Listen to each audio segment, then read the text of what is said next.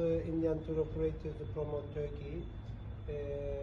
We are hoping to get more clients, especially the MICE and weddings in Turkey, because in Turkey one of the best destinations for wedding, MICE and leisure groups.